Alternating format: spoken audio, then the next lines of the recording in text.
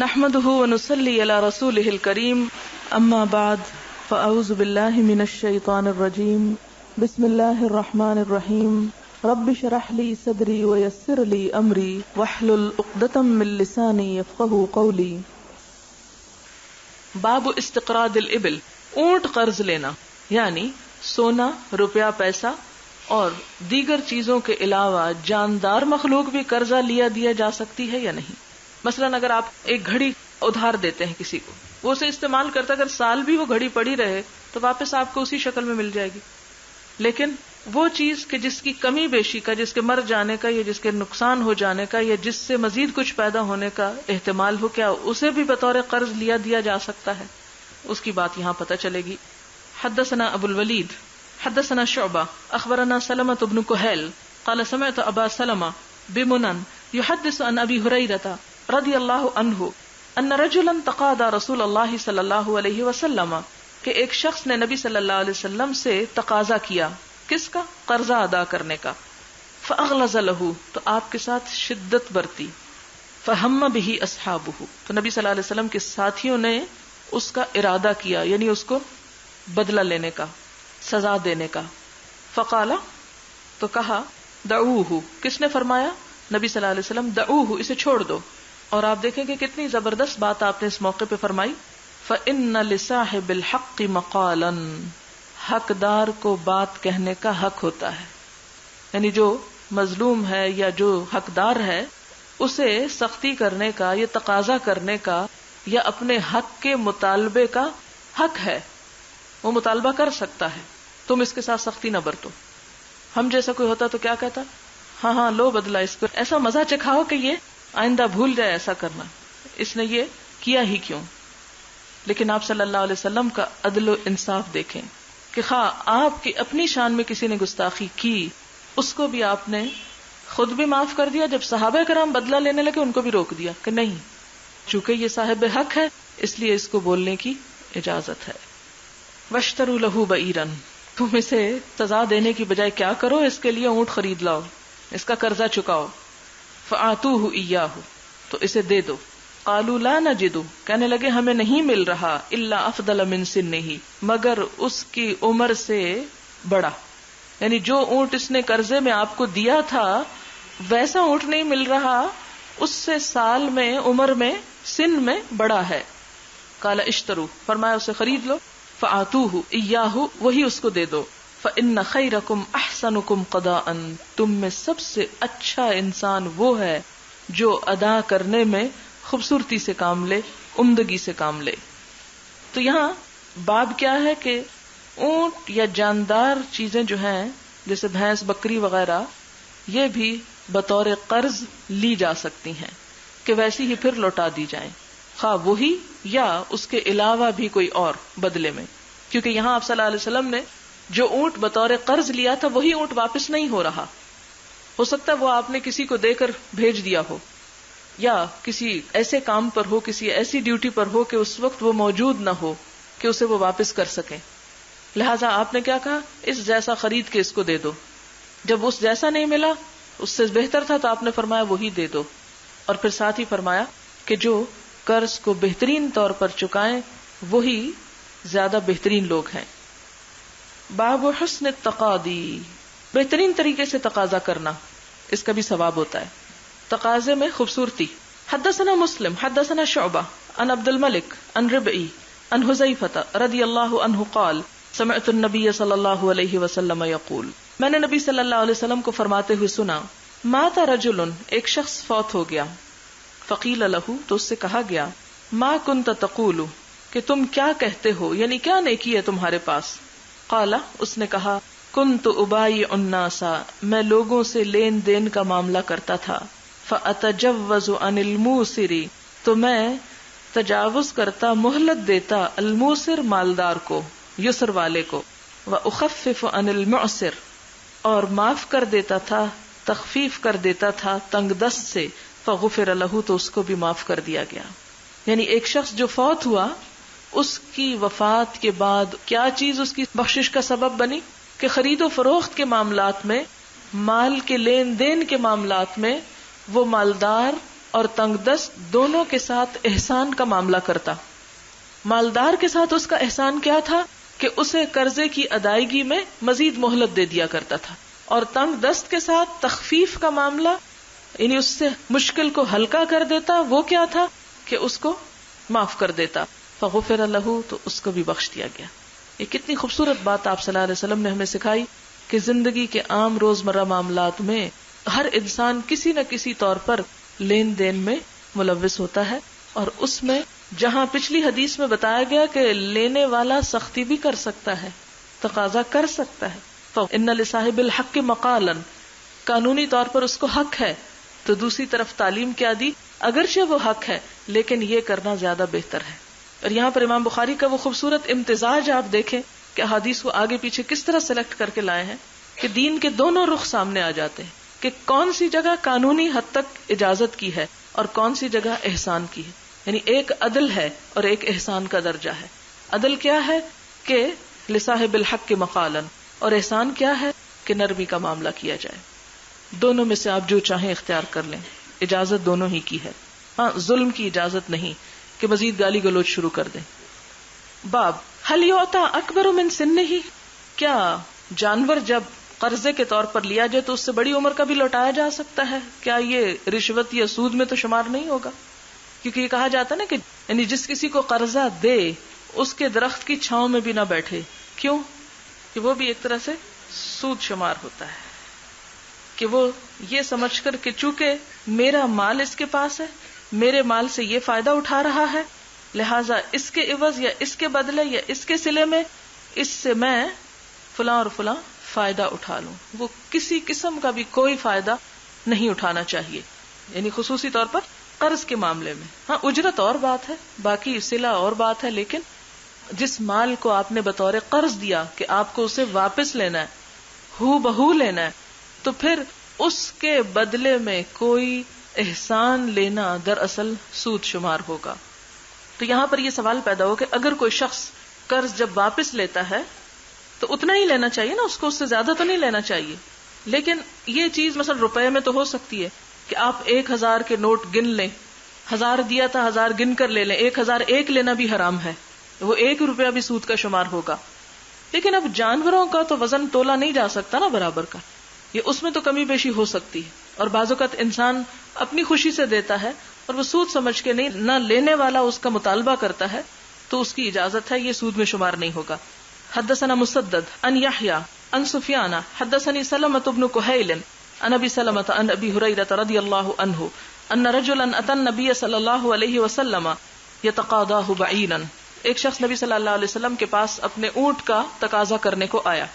قال قال رسول اللہ صلی اللہ علیہ وسلم آتوہ, تو نبی صلی اللہ علیہ وسلم نے حکم دیا کہ اس کو دے دو. فقالوا ما نجد الا سنا افضل من سنه, تو صحابہ کرام نے عرض کیا کہ یا رسول اللہ صلی اللہ علیہ وسلم ہم نہیں پاتے مگر اس کے اونٹ سے بڑی عمر کا اونٹ. فقال الرجل, تو اس شخص نے کہا اوفیتنی اوفاک اللہ, پھر وہ بیچ کا قصہ سارا حذف کر دیا گیا ہے. آپ صلی اللہ علیہ وسلم نے بڑی عمر کا اونٹ ہی دینے کا یعنی جواباً یا قرض کی ادائیگی کے طور پر حکم دیا. تو اس شخص کو جب وہ حق سے زیادہ ملا تو اس نے کیا کہا, اوفیتنی, آپ نے مجھے پورا دیا, اوفاک اللہ, اللہ تعالیٰ آپ کو بھی پورا دے یعنی ثواب اس کا. فقال رسول اللہ صلی اللہ علیہ وسلم اعطوہ, آپ صلی اللہ علیہ وسلم نے فرمایا اسے دے دو. فإن من خیار الناس احسنهم قضاء, کہ لوگوں میں سب سے اچھے لوگ وہی ہیں, خیار الناس, چنے ہوئے لوگ, کہ جو قرض کی ادائیگی عمدہ طور پر کرتے ہیں, خوبصورتی کے ساتھ کرتے ہیں, احسن طریقے سے کرتے ہیں. کیونکہ عموماً کیا ہوتا ہے کہ قرض ادا کرتے ہوئے بھی لوگ احسان جتاتے ہیں, منہ بناتے ہیں کہ کسی نے مطالبہ کیوں کر لیا یا مانگ کیوں لیا, یا دیتے ہوئے بھی ایسا رویہ اختیار کرتے ہیں کہ گویا دوسرے پر احسان کر رہے ہیں حالانکہ اس کا حق دے رہے ہوتے ہیں. تو ایسی کسی بھی بدمزاجی اور بد اخلاقی سے بچ کر اس قرض کو چکاتے ہوئے خوبصورت رویہ اختیار کرنا چاہیے, بلکہ احسان مند اور شکر گزار ہونا چاہیے دوسرے کا کہ وہ مشکل وقت میں کام آیا.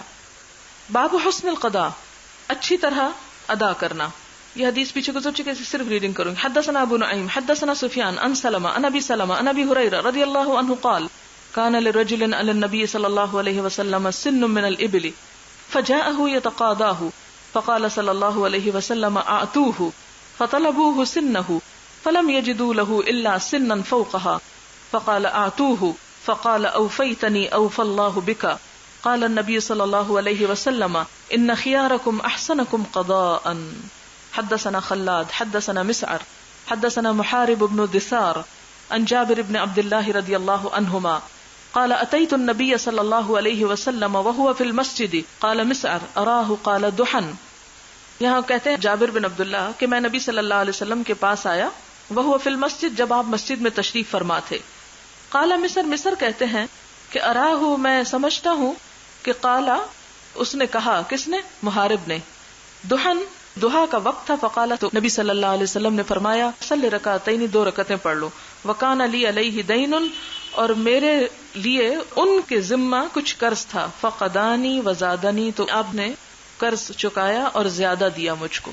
یعنی اگر اپنی خوشی سے کوئی کسی کو زیادہ دیتا ہے ادائیگی میں تو وہ دے سکتا ہے, اس کا احسان شمار ہوگا, سود شمار نہیں ہوگا. باب اذا قضا دون حقه او حل له فهو جائز.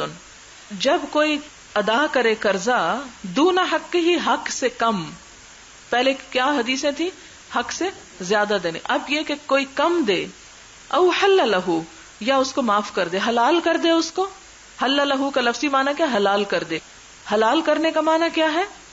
کیا کرے اس کو؟ وہ اس کو کھانے دے. جب تک قرض تھا اس پر حرام تھا, لیکن جب قرضہ معاف کر دیا تو وہی مال مقروض کے اوپر حلال ہو گیا. فہو جائز, تو ایسا کرنا جائز ہے. معاف کرنے والے کو تو ثواب ملے گا ہی, اور جس کے لیے معاف کیا گیا اس کو بھی اس مال کا استعمال کرنا حلال ہو گیا. حدثنا عبدان اخبرنا عبداللہ اخبرنا یونس عن الزہری قال حدثني ابن كعب بن مالك ان جابر بن عبد الله رضی اللہ عنہما اخبره ان اباه قتل یوم احد شہیدا. جابر بن عبداللہ کہتے ہیں کہ ان کے والد یوم احد کو شہید ہو گئے. وعلیہ دین, اور ان کے ذمہ کچھ قرض تھا.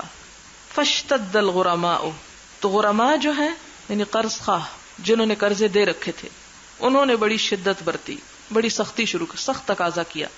فی حقوقہم, اپنے حقوق میں. فاتیت النبی صلی اللہ علیہ وسلم, تو میں حضور صلی اللہ علیہ وسلم کے پاس آیا. فسألہم, تو آپ نے ان سے کہا. کس نے کہا؟ نبی صلی اللہ علیہ وسلم نے. کن سے کہا؟ قرض خواہوں سے. ان یقبلوا تمر حائطی, کہ وہ قبول کر لیں میرے باغ کی کھجور, یعنی قرض کے صلے کے طور پر بیٹے کی کھجوریں جو ہیں وہ لے لیں اس کے باغ کی. وَيُحَلِّلُوا أَبِي, اور میرے باپ کا قرضہ معاف کر دیں, یعنی جو کھجوریں ہیں بس وہ لے لیں اور جان چھوڑ دیں. فَأَبَوْا, تو انہوں نے انکار کیا کہ نہیں, ایسا نہیں ہم کریں گے.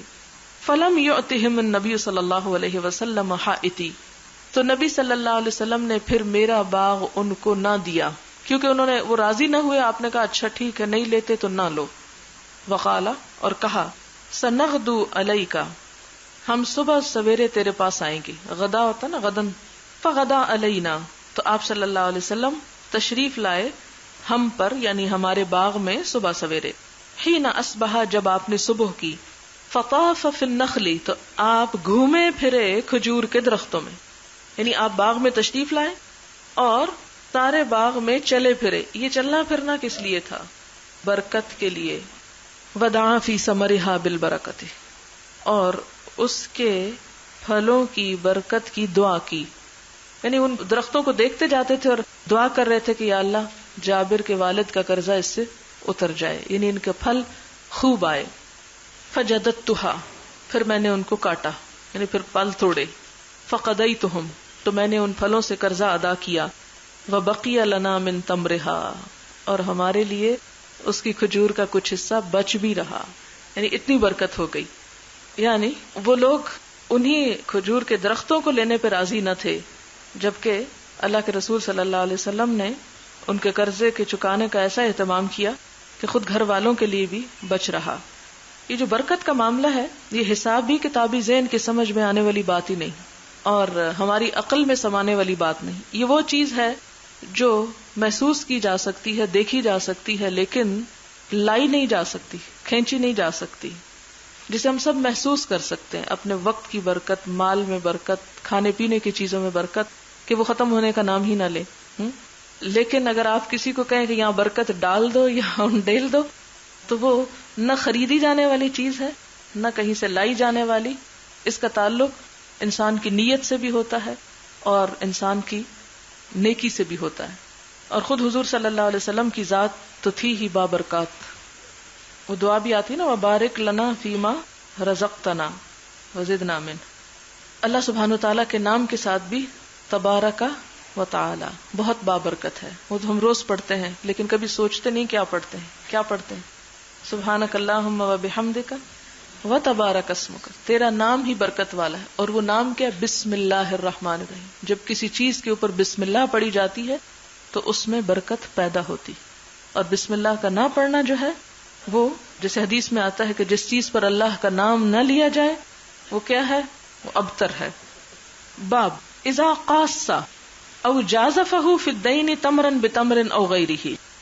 قاصا جب ناپ تول کر دے، او جازفہ یا بن ناپ تول کے. جیم زے فے جزف کا مطلب ہوتا ہے بغیر ناپ تول کے ایسے ہی کسی چیز کو بیچنا یا خریدنا، مجازفہ.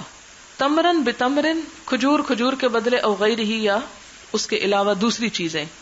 یعنی قرضہ ادا کرتے وقت ایک طریقہ تو یہ ہے کہ جتنی چیز آپ نے لی اتنی ہی ناپ کے. مثلا آپ کے گھر میں مہمان آ گئے اور گھی نہیں تھا، آپ ہمسائے کے پاس جاتے ہیں اور آپ کہتے ہیں کہ جی مجھے ایک گلاس آئل دے دیں. وہ آپ کو دے دیتے ہیں. پھر آپ اس کو واپس کرنے کے لیے جاتے ہیں. آپ دونوں طرح دے سکتے ہیں، اسی طرح گلاس بھر کے بھی دے سکتے ہیں اور کسی اور برتن میں بغیر ناپ کے بھی. آپ کو پتہ ہے گلاس سے زیادہ ہی ہوگا، کم نہیں ہوگا. ایسے بھی اگر آپ دے دیں تو اس میں حرج نہیں ہے، دونوں طرح دیا جا سکتا ہے. لیکن اگر شک ہو کہ کم ہے اندازے سے تو پھر وہ درست نہیں. یعنی کسی کا حق مارا جانا اس کی اجازت نہیں. پھر اسی طرح آپ دیکھیں کہ بعض اوقات خرید و فروخت کس طرح ہو رہی ہوتی ہے. آپ نے دیکھو جیسے چھابڑی والوں کے پاس کوئی پیمانے نہیں ہوتے، کوئی تول نہیں ہوتے، کوئی باٹ نہیں ہوتے. بچے وہ کوئی چیز لینے جاتے ہیں، وہ کیا کرتے ہیں؟ ایک مٹھی بھر کے اس کو دیتے تھے. کسی کی مٹھی زیادہ بڑی ہوگی، کسی کی چھوٹی ہو گئی، تو اس کی اجازت ہے. حدثنا ابراہیم ابن المنذر حدثنا انس عن ہشام عن وهب بن کیسان عن جابر بن عبد اللہ رضی اللہ عنہما انه اخبره ان اباه توفی وترك عليه 30 وسقا لرجل من اليهود. کہتے ہیں کہ جابر کے والد شہید ہو گئے، اسی واقعے کی طرف اشارہ ہے، اور ان کے ذمہ 30 اوسق یہودی کے کھجوریں تھی. یعنی 30 وسق جو تھے یہودی کے حضرت عبداللہ کے ذمہ تھے. انہوں نے کھجور قرض لے رکھی تھی. فاستنظرہ جابر، تو جابر نے مہلت مانگی. قرآن پاک میں ایک لفظ آپ نے پڑھا ہوگا فنظرۃ الی میسرہ، تو وہ نظرہ کا ترجمہ کیا ہے؟ مہلت. فاستنظرہ استنظار، مہلت طلب کرنا. جابر نے مہلت مانگی. فابا، اس نے انکار کر دیا. ان ینظرہ کی مہلت دے. فکلم جابر رسول اللہ صلی اللہ علیہ وسلم لیشفع لہ، حضرت جابر نے آ کے حضور صلی اللہ علیہ وسلم سے بات کی، اپنا قصہ سنایا کہ ان کی سفارش کر دیں. لیشفع لہ الیہ فجاء رسول اللہ صلی اللہ علیہ وسلم وکلم الیہودی. نبی صلی اللہ علیہ وسلم جابر کی درخواست پر یہودی کے پاس تشریف لائے کہ بات کریں. لیأخذ، تاکہ وہ لے لے. کون لے لے؟ یہودی لے لے. کیا لے لے؟ ثمر نخلہ، اس کے درختوں کا پھل. بالذی لہ، جو اس کا تھا. فابا، تو اس نے انکار کر دی. اس نے کہا نہیں میں نہیں لیتا. فدخل رسول اللہ صلی اللہ علیہ وسلم النخل. اب یہ جو دینا تھا وہ کیا تھا؟ ایک اندازے سے دیا جا رہا تھا، تول کے یا ناپ کے نہیں دیا جا رہا تھا. اسی لیے یہ باب یہاں باندھا گیا ہے کہ آپ صلی اللہ علیہ وسلم نے 30 وسق جو قرضہ تھا اس کے بدلے میں کیا آفر کیا کہ جو کچھ درختوں پہ سب لے جاؤ، لیکن اس نے انکار کر دیا. فمشى، تو نبی صلی اللہ علیہ وسلم چلے پھرے فیہا، اس میں. ثم قال لجابر، پھر جابر سے کہا جد لہ، اس کو کاٹو. فاوف لہ الذی لہ، پورا دو اس کو جس کا حق ہے. فجدہ، تو حضرت جابر نے پھل توڑے. بعد ما رجع رسول اللہ صلی اللہ علیہ وسلم، اس کے بعد کہ نبی صلی اللہ علیہ وسلم واپس تشریف لے گئے. فاوفاہ 30 وسقا، تو جابر نے یہودی کو 3 وسق پوری کر کے دے دی. وفضلت لہ 17 وسقا، اور بچ رہی اس کے لیے. کس کے لیے؟ جابر رضی اللہ تعالی عنہ کے لیے. کتنی؟ 17 وسق، اتنی زیادہ ہو گئی تھی. وفضلت له 17 وسقا فجاء جابر رسول اللہ صلی اللہ علیہ وسلم. تو جابر حضور صلی اللہ علیہ وسلم کے پاس آئے لیخبرہ کہ آپ کو بتائیں بالذی کانا وہ جو ہوا تھا. فوجدہ یصلی العصر تو جابر نے آپ کو عصر کی نماز پڑھتے ہوئے پایا. فلما انصرف جب آپ نے سلام پھیر لیا اخبرہ بالفضل تو خبر دی آپ کو اس فضل کی یعنی وہ جو کچھ بچ رہا تھا یا زیادہ ہو گیا تھا. فقال تو فرمایا اخبر ذالک ابن الخطاب جاؤ ابن الخطاب کو یہ بات بتاؤ. فذهب جابر الى عمر جابر حضرت عمر کے پاس جاتے ہیں. فاخبرہ تو ان کو خبر دیتے ہیں. فقال له عمر حضرت عمر ان سے کہتے ہیں لقد علمت حين مشى فيها رسول الله صلی اللہ علیہ وسلم ليباركن فيها کہ مجھے پتا تھا کہ نبی صلی اللہ علیہ وسلم جو یہاں تشریف لے جا رہے ہیں اس کی وجہ سے ان پھلوں میں ضرور برکت ہوگی. پھر یہاں پر برکت کی بات آئی. اس میں آپ دیکھیں کہ یہ بات ہوتی ہے کہ بعض اوقات کسی خاص شخص کے آپ کے گھر آنے سے برکت ہوتی ہے, کسی خاص شخص کے ساتھ بیٹھ کر کھانا کھانے سے اس میں برکت ہوتی ہے, اور بھوک بھی ختم ہو جاتی ہے اور کھانا بھی بچا رہتا ہے. اور بعض اوقات آپ نے دیکھا ہوگا کہ گھر والے فکر کر رہے ہوتے کہ اتنے سارے لوگ آ رہے ہیں اور پتہ نہیں کیا ہوگا, لیکن جتنے بھی لوگ ہوں کھانا بھی بچ رہتا ہے اور سب تیر بھی ہو جاتے ہیں. تو یہ سب کچھ جو ہے مادی آنکھوں کو نظر نہ آنے والی چیزیں ہیں, لیکن یہ اللہ تعالیٰ کا فضل ہوتا ہے جو انہی کو نصیب ہوتا ہے جو اللہ پر بھروسہ کرتے ہیں. تھوڑ دلے, بے صبرے اور بخیل لوگوں کے لیے یہ چیزیں نہیں ہوا کرتی جو ناپ تول کا شکار رہتے ہیں. اس میں آپ نے دیکھا ہوگا کہ حضرت عائشہ رضی اللہ تعالیٰ عنہ کہتی ہیں کہ وہ جو تھے حضور صلی اللہ علیہ وسلم کی وفات کے بعد میں ان کو کھاتی رہتی تھی, جب میں نے ان کو ناپ لیا ختم ہو گئے. باب من استعاذ من الدین جو قرض سے پناہ طلب کرے. حدثنا ابو الیمان اخبرنا شعیب عن الزہری وحدثنا اسماعیل قال حدثني اخی عن سلیمان عن محمد ابن ابی عتیق عن ابن شہاب عن عروة ان عائشہ رضی اللہ عنہا اخبرته ان رسول اللہ صلی اللہ علیہ وسلم كان يدعو في الصلاة ويقول نبی صلی اللہ علیہ وسلم نماز میں دعا مانگا کرتے تھے اللہم انی اعوذ بک من المأثم والمغرم کہ اے اللہ میں تیری پناہ چاہتا ہوں گناہ سے اور قرضے سے. مأثم اسم سے ہے اور مغرم غرامہ قرضہ تاوان. فقال قائل تو کہنے والے نے کہا ما اکثر ما تستعیذ یا رسول اللہ من المغرم کتنا زیادہ ہے جو آپ قرضے سے پناہ مانگتے ہیں. قال ان الرجل اذا غرم حدث فكذب ووعد فاخلف کہ انسان جب قرض دار ہو جاتا ہے تو بات کرتا ہے تو جھوٹ بولتا ہے اور وعدہ کرتا ہے تو خلاف کرتا ہے, کیونکہ وہ ادا نہیں کر پاتا تو پھر جو قرض خواہ ہے اس کو ٹالنے کے لیے غلط بیانی کرتا رہتا ہے. اس لیے اسے پناہ مانگنی چاہیے کہ بہت سے برائیوں کا دروازہ اس میں کھل جاتا. اور جیسا کہ آپ جانتے کہ جھوٹ اکبر الکبائر میں سے ہے اور شدت سے اس کی مذمت کی گئی. تو پھر انسان اپنی جان بخشی کرنے کے لیے بعض اوقات کیا ہوتا ہے, پتہ چلتا ہے کہ باہر وہ لینے آیا ہے تو کیا کرتے ہیں لوگ, بچوں کہتے اچھا بتا دو ہے ہی نہیں, یا اسی طرح کے اور بھی جھوٹ, اچھا کل دے دوں گا پرسوں دے دوں گا, یہ فلاں سودا بکنے والا ہے, فلاں ڈیل ہونے والی ہے, اور اس طرح کی بے بنیاد باتیں جس سے دوسرے کو تسلی دیے رکھے حالانکہ اس کی نیت میں کچھ بھی نہیں ہوتا ادا کرنے کا یا کر نہیں سکتا, اور اس سے عزت جانے کا بھی خطرہ ہوتا ہے. اور قرض کا ویسے مطلب ہوتا ہے نا کاٹنا, بلا ضرورت قرض کا لین دین جو ہے وہ تعلقات اور محبتوں کو کاٹ دیتا ہے. باب الصلاۃ علی من ترک دینا نماز جنازہ پڑھنا جس کے اوپر قرض ہو, یعنی قرض دار پر جنازے کی نماز پڑھنا. یہ نہیں کہ قرضہ لینا کوئی جرم ہے یا قرضہ لینے سے انسان مجرم بن جاتا ہے, یہ ضرورت تو ہمیشہ سے رہی اور رہے گی اور ایسا ہوتا بھی رہے گا. لیکن اصل چیز جو ہے وہ کیا ہے کہ آپ صلی اللہ علیہ وسلم ابتدا میں نہیں پڑھا کرتے تھے تاکہ لوگ اس کی اہمیت کو سمجھیں, لیکن بعد میں آپ پڑھ بھی دیا کرتے تھے. اور اس کے لیے فرماتے یہ تھے جب فتوحات کثرت سے ہوئی مسلمانوں کے پاس مال آیا تو آپ خود سے قرضہ اس کا ادا کر دیا کرتے تھے, اور بعض اوقات آپ کسی کا قرضہ ادا کرنے کے لیے خود اپنے اوپر قرض لے لیا کرتے تھے. حدثنا ابو الولید حدثنا شعبہ عن عدی بن ثابت عن ابی حازم عن ابی ہریرہ رضی اللہ عنہ عن النبی صلی اللہ علیہ وسلم قال نبی صلی اللہ علیہ وسلم نے فرمایا من ترک مالا جس نے مال چھوڑا فلورثتہ تو وہ تو اس کے وارثوں کا ہے, وہ ہم نہیں لیں گے. ومن ترک کلن اور جس نے بال بچے قرضہ چھوڑا فالینا تو وہ ہمارے ذمہ ہے. آپ سوچیں آپ کا احسان کہ جو مال چھوڑے گا مال ہم اس کے وارثوں میں ہی تقسیم کریں گے، لیکن جو قرضہ لے کے مرے گا تو اس کا قرضہ ہم ادا کر دیں گے اور اس کے بال بچوں کی کفالت بھی ہم کریں گے. حدثني عبد الله بن محمد حدثنا ابو عامر حدثنا فليح عن هلال بن علي عن عبد الرحمن بن ابي امرة عن ابي هريرة رضي الله عنه ان النبي صلى الله عليه وسلم قال ما من مؤمن الا وانا اولى به في الدنيا والآخرة. کوئی مومن ایسا نہیں مگر یہ کہ میں اس سے زیادہ قریب ہوں اس کے دنیا اور آخرت میں. یعنی کوئی مومن ایسا نہیں جس سے مجھ کو سب سے زیادہ نزدیک کا رشتہ نہ ہو، دنیا میں بھی والآخرہ، اور آخرت میں بھی. ظاہر آخرت میں بھی شفاعت کریں گے نا. پھر فرمایا اقرؤوا ان شئتم، کہ پڑھو اگر تم چاہو، النبی اولی بالمؤمنین من انفسہم، کہ نبی صلی اللہ علیہ وسلم زیادہ دوست ہیں مومنین کے ان کے اپنے نفسوں سے بھی بڑھ کر. کہ جتنی خیرخواہی کوئی شخص خود اپنے لیے کر سکتا ہے یا اس کے والدین اس کے لیے کر سکتے ہیں، نبی صلی اللہ علیہ وسلم اس سے بھی بڑھ کر اس کے لیے خیر خواہ ہیں.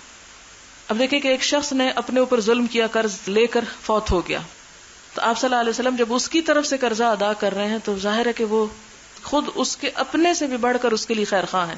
فَأَيَّمَا مُؤْمِنٍ مَاتَ، تو جو مومن بھی فوت ہو جائے، وَتَرَكَ مَالًا، اور مال چھوڑ کے مرے، فَلْيَرِثْهُ عَصَبَتُهُ، تو چاہیے کہ وارث بن جائیں اس کے رشتہ دار، یعنی اس کے رشتہ دار اس کے وارث ہوں گے. من کانو، جو بھی کوئی ہوں، ومن ترک دینا، اور جو قرضہ چھوڑے، او دیان، یا بال بچے، فلیاتنی، چاہیے کہ وہ میرے پاس آئے، فانا مولاہ، تو میں اس کا مولا ہوں، اس کا والی ہوں، اس کا بندوبست کروں گا. پہلے ہم نے پڑھا کہ حضور صلی اللہ علیہ وسلم قرض دار کی نماز جنازہ پڑھانے سے انکار کر دیتے تھے، اور اب یہ آیا کہ آپ پڑھا دیتے تھے. تو اس میں نے بتایا کہ ایک عمل پہلے کا تھا اور ایک بعد کا. ابتدا کا عمل کیا تھا کہ آپ نہیں پڑھاتے تھے، اور کس لیے نہیں پڑھاتے تھے؟ تاکہ لوگوں کو اس کی ادائیگی کا شدت سے احساس ہو.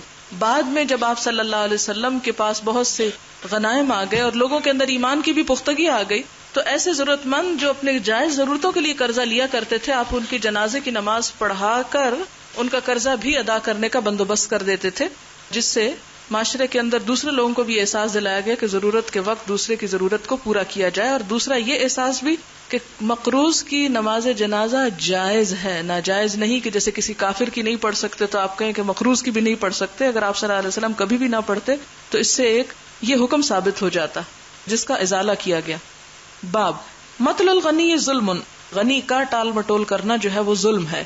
یعنی ایک شخص جو قرض ادا کر سکتا اور پھر نہ کرے، یہ بھی ظلم ہے. اور ایک مالدار شخص سے کوئی قرضہ لے لے اور پھر اس کے ساتھ لنگر آن کرتا رہے تو یہ بھی ظلم ہے. حدثنا مسدد حدثنا عبد الاعلی عن معمر عن حمام بن منبہ اخی وہب بن منبہ انہ سمع ابا ہریرہ رضی اللہ عنہ یقول، کہتے ہیں قال رسول اللہ صلی اللہ علیہ وسلم مطل الغنی ظلم، نبی صلی اللہ علیہ وسلم نے فرمایا مالدار کا قرض ادا کرنے میں دیر لگانا ظلم ہے. باب لصاحب الحق کی مقال، حق والے کے لیے یعنی جس شخص کا حق ہو اس کو بات کرنے کا حق ہے، یعنی جس سے قرض لیا گیا ہو، یعنی قرض خواہ قرض کا مطالبہ کر سکتا ہے، بول سکتا ہے. وَيُذْكَرُ عَنِ النَّبِيِّ صلی اللہ علیہ وسلم، اور نبی صلی اللہ علیہ وسلم سے ذکر کیا گیا، یعنی حدیث بیان کی گئی. یہاں پر علوم الحدیث کے حوالے سے تھوڑی سی بات کر لوں کہ آپ نے پڑھا ہوگا صیغہ تمریض سے روایت. صیغہ تمریض یہ ہوتا ہے کہ جس میں یہ نہ کہا ہو کہ قال النبی صلی اللہ علیہ وسلم، بلکہ یہ کہا یذکر عن النبی صلی اللہ علیہ وسلم. قالا کیا ہے کہ ڈائریکٹ واضح بات ہے کہ آپ نے فرمایا، لیکن یہ انداز مختلف ہے، مجہول انداز ہے. یذکر آپ سے ذکر کیا جاتا ہے، آپ سے روایت کیا جاتا ہے، یہ کلیئر کٹ بات نہیں. یعنی اس میں راوی کے بارے میں زیادہ نہیں جانتے، یا سند اس درجے کی نہیں جس طرح کی سند جس میں قالا یا حدثنا کی بات ہوتی. لی الواجد یحل اردہ وعقوبتہ، لی کا لفظ قرآن پاک میں بھی آپ نے پڑھا ہوگا، لیم بألسنتہم.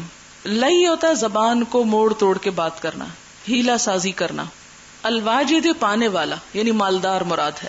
مالدار شخص کا زبان کو موڑ توڑ کے بات کرنا، یعنی قرض میں جو ٹال مٹول وہ کرتا ہے، یہ مراد ہے. مالدار شخص اگر قرض کی ٹال مٹول میں زبان کو ہیر پھیر کر کے بات بناتا ہے تو اس سے کیا ہوتا ہے، اسے فائدہ نہ ہوگا. یحل عرضہ، اس کی عزت کو حلال کر دیتا ہے، یعنی پھر وہ اپنے خلاف دوسرے کو بات کرنے کا موقع دیتا ہے. زیادہ دیر تک کوئی کسی کو باتوں سے بہلا نہیں سکتا. وعقوبتہ اور اپنی سزا کو دعوت دیتا ہے، یعنی بے عزتی کو دعوت دیتا ہے. قال سفیان عرضہ یقول مطلتنی وعقوبتہ الحبس. یہ سارے الفاظ کی وضاحت یہاں کی گئی جو آپ پڑھ چکے ہیں. حدثنا مسدد حدثنا یحیی عن شعبۃ عن سلمۃ عن ابی سلمۃ عن ابی ہریرۃ رضی اللہ عنہ قال اتى النبی صلی اللہ علیہ وسلم رجل.